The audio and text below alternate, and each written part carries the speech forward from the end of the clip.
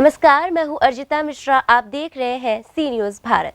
वक्त हो चुका है न्यूज़ बुलेटिन का। जानते हैं फिलहाल की न्यूज़ बुलेटिन पर। अंबेडकर नगर में सरदार सेना के राष्ट्रीय अध्यक्ष डॉक्टर RS पटेल के निर्देश पर प्रदेश भर में हाथरस में वंचित समाज की बेटी को न्याय दिलाने के लिए सरदार सेना ने राज्यपाल को संबोधित अपने अपने जनपदों से जिलाधिकारी व उप जिलाधिकारी द्वारा ज्ञापन सौंपने का कार्य किया है। जहां अम्बेडकर नगर के जिला अध्यक्ष चंद्रेश वर्मा ने जिला मुख्यालय पर अपने 2 दर्जन से अधिक कार्यकर्ताओं के साथ मार्च निकालकर सरकार से आरोपियों को फांसी की सजा दिलाए जाने की मांग करते हुए सरदार सेना के प्रदेश महासचिव डॉक्टर अमित पटेल ने 3 सूत्रीय ज्ञापन सौंपने का कार्य किया। वहीं राष्ट्र सचिव आत्माराम पटेल ने सरकार को घेरते हुए गंभीर आरोप लगाए।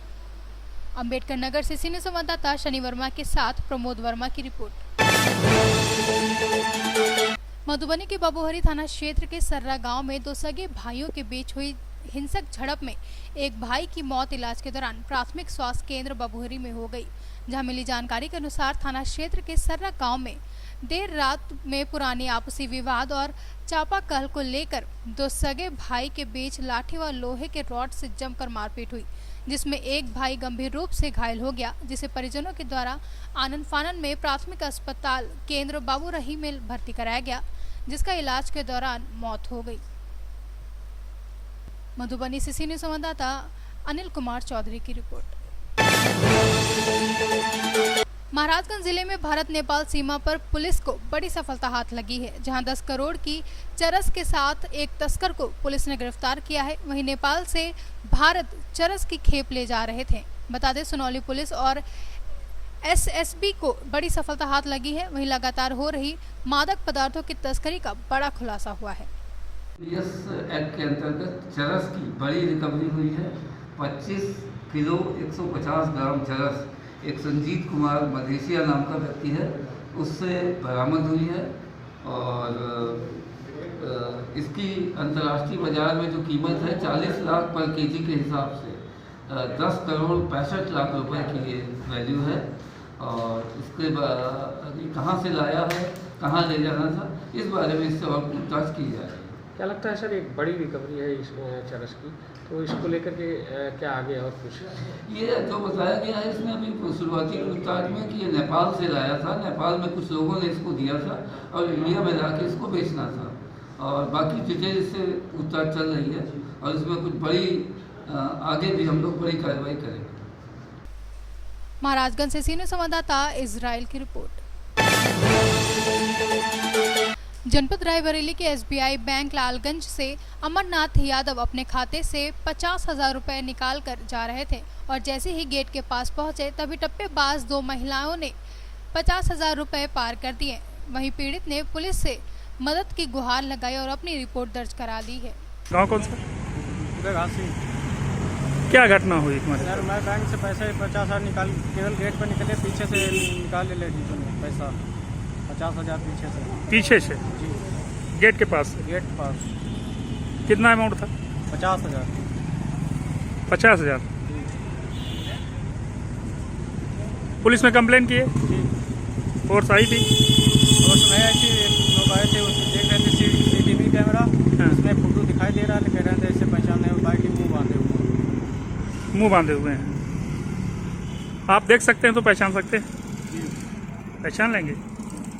कितने बजे की घटना है ये 11:50।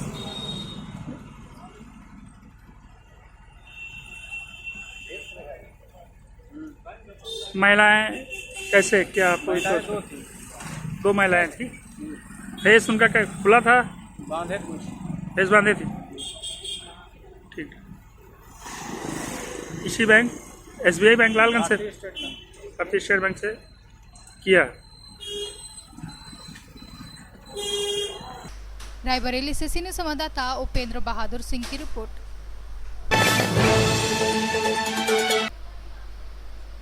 जिस तरह से सरकार क्राइम को जड़ से खत्म करने की बात कर रही है, साथ ही जगह जगह सुरक्षा व्यवस्था कायम कर रही है, वहीं दूसरी ओर श्रावस्ती जनपद में देखा जाए तो क्राइम रुकने का नाम नहीं ले रहा है, जहां दुष्कर्म और हत्या के मामले आए दिन सामने आते रहते हैं। आपको बता दें कि पूरा मामला उत्तर प्रदेश के श्रावस्ती जनपद के थाना क्षेत्र इकोना का है, जहां पर एक महिला की दहेज के कारण हत्या कर दी गई। वहीं दूसरी ओर पुलिस अधीक्षक श्रावस्ती ने थाना अध्यक्ष इकौना को तत्काल गिरफ्तारी के लिए निर्देश दिया था, जहां थाना अध्यक्ष इकौना तत्काल प्रभाव से मामले को संज्ञान में लेते हुए वांछित अभियुक्तों को 11 घंटे के अंदर गिरफ्तार कर लिया। वहीं अभियुक्तों को गिरफ्तार कर जेल भेज दिया गया है। बलरामपुर निवासी भरत कुमार की पुत्री की शादी 2014 में राजू निवासी तिलकपुर थाना इकौना क्षेत्र में हुई थी। रात्रि में उसकी मृत्यु हो गई। श्री भरत द्वारा इस संबंध में थाना इकौना पर तहरीर दी गई, जिसके आधार पर 304B 3/4 DP एक्ट का अभियोग राजू और उसके पिता के विरुद्ध पंजीकृत कर लिया गया। दोनों अभियुक्तों को गिरफ्तार कर लिया गया है। शव को पोस्टमार्टम के लिए भेज दिया गया। अग्रिम कार्रवाई की जा रही है। Thank you. श्रावस्ती से सीनियर संवाददाता देवेंद्र कुमार मिश्रा की रिपोर्ट।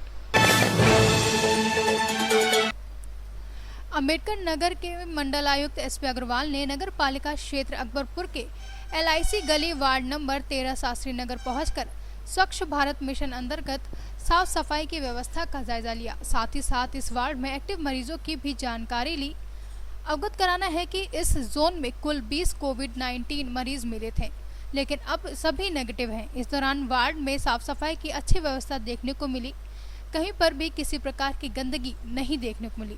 जहां मंडल आयुक्त ने अधिकारियों को निर्देशित करते हुए कहा कि लोगों को निरंतर मास्क पहनने के लिए और सोशल डिस्टेंसिंग का पालन कराने के लिए निर्देशित किए। वहीं उन्होंने कहा कि अभियान चलाकर लोगों को निरंतर जागरूक करते हुए मास्क पहनने और सोशल डिस्टेंसिंग का पालन करने के लिए प्रेरित किया जाए। अम्बेडकर नगर से सीनियर संवाददाता अजय कुमार उपाध्याय की रिपोर्ट। हाथरस में दलित परिवार की लड़की के साथ हुए रेप और बलरामपुर में हुए रेप को लेकर गोरखपुर जिले में यूथ कांग्रेस के जिला अध्यक्ष अभिजीत पाठक ने कहा कि दिन पर दिन प्रदेश के मुखिया योगी आदित्यनाथ बलात्कारों और अपराधों पर संयम लगाने में नियंत्रण हो चुके हैं।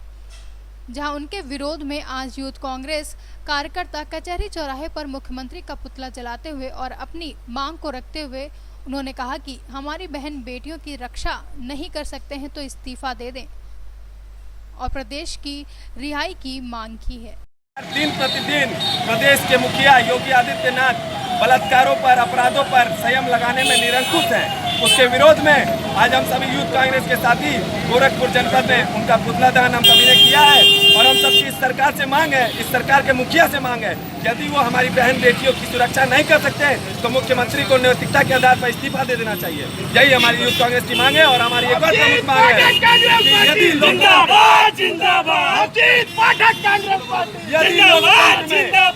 प्रदर्शन करना, विरोध करना मना है तो या तो यह आपातकाल है या तो प्रदेश का मुखिया हम यूथ कांग्रेसियों से डरता है। इसीलिए हमारे प्रदेश अध्यक्ष को गिरफ्तार कर जेल भेज दिया गया है। हमारी मांग है उन्हें जल्द से जल्द रिहा किया जाए, अन्यथा हम और भी उग्र प्रदर्शन करने के लिए बाध्य होंगे। अभिजीत पाठक, जिला अध्यक्ष यूथ कांग्रेस गोरखपुर। गोरखपुर से सीनियर संवाददाता संतोष कुमार की रिपोर्ट। आज जनपद हमीरपुर के राठ में मुख्य अतिथि मनीषा अनुरागी की अगुवाई में जिलाधिकारी ज्ञानेश्वर त्रिपाठी, पुलिस अधीक्षक अनुराग सिंह, SDM राठ व अन्य अधिकारियों के साथ भारतीय जनता पार्टी के तमाम कार्यकर्ता व नेता मौजूद रहे। आपको बता दें कि जनपद हमीरपुर के राठ में अब माननीय काशीराम कॉलोनी के पास राजकीय महाविद्यालय बनने जा रहा है, जिसका आज भूमि पूजन पूर्ण विधि विधान सहित संपन्न हुआ, जिसमें मुख्य अतिथि के रूप में मनीषा अनुरागी उपस्थिति रही। वहीं उन्होंने बताया कि अब राजकीय महाविद्यालय से छात्रों को क्या क्या सुविधाएं होंगी। वहीं छात्रों को यहाँ वहाँ भटकना नहीं पड़ेगा, जबकि छात्रों को MA BA की पढ़ाई के लिए माता पिता को भी परेशानी उठानी पड़ती थी, लेकिन अब पढ़ाई के लिए कोई भी परेशानी नहीं उठानी पड़ेगी। आपके अथक प्रयासों से आज उत्तर प्रदेश के जनपद हमीरपुर के राठ नगर को राजकीय महाविद्यालय मिला है और इस विद्यालय से छात्रों, शिक्षकों और अभिभावकों को कितना लाभ होने वाला है?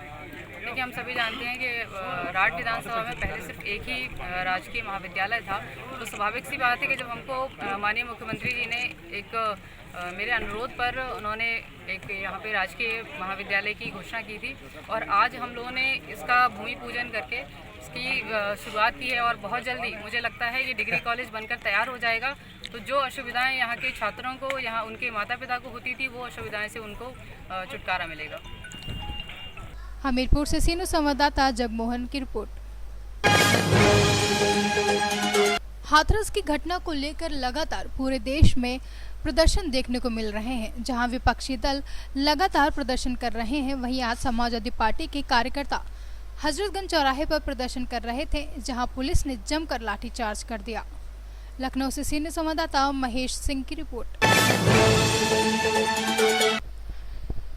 महाराजगंज जिले के टिटूबारी कोतवाली के अंतर्गत लम्हा चौकी के रास्ते चौकी इंचार्ज के मिलीभगत से पड़वा का जत्था तस्करों द्वारा नेपाल के लिए भेजा जा रहा है। जहां पड़वा को लेकर जाते देख जब हमारे संवाददाता ने पड़वा तस्कर से पूछा कि पड़वा कहां लेकर जाओगे, तो पड़वा तस्कर ने बताया कि पड़वा नेपाल के हरकपुरा जाएंगे। जिस पर चौकी पर बैठे सिपाही से पूछा गया तो उन्होंने तुरंत पड़वा को अपने कब्जे में लेकर पूछताछ करना शुरू कर दिया और तस्कर को अपने पास बैठा लिया। जहां कुछ देर बाद पड़वा और तस्कर को छोड़ दिया गया। क्या नाम है तुम्हारा? क्या? कहाँ के रहने वाले हो? हरकपुरा कहाँ पड़ता है ये? इटैया बगल में इंडिया है कि नेपाल में? नेपाल में हरकपुरा घर है। ये पड़वा कहाँ ले जा रहे हो? नेपाल। तुम्हारा ये किसका है? सोनू का। कौन सोनू? वही का है नेपाल के। ये कहाँ ले जाओगे नेपाल में? हरकपुरा ले जाएंगे। इसको क्या करते हो ले जाकर के उधर? हाँ? क्या करोगे? अब वो मालिक जानेगा, हम क्या जाने। ये चौकी के सामने से ले जा रहे हो, भय नहीं है तुम्हें कि चौकी के सामने से ये तस्करी कर रहे हो, ले जाकर नेपाल ले जाओगे? नहीं। हैं? महाराजगंज से सीनियर संवाददाता अभी के लिए न्यूज़ बुलेटिन में बस इतना ही। देश दुनिया की तमाम खबरों के लिए बने रहिए सी न्यूज़ भारत के साथ। हर खबर आपके साथ, आपके हाथ।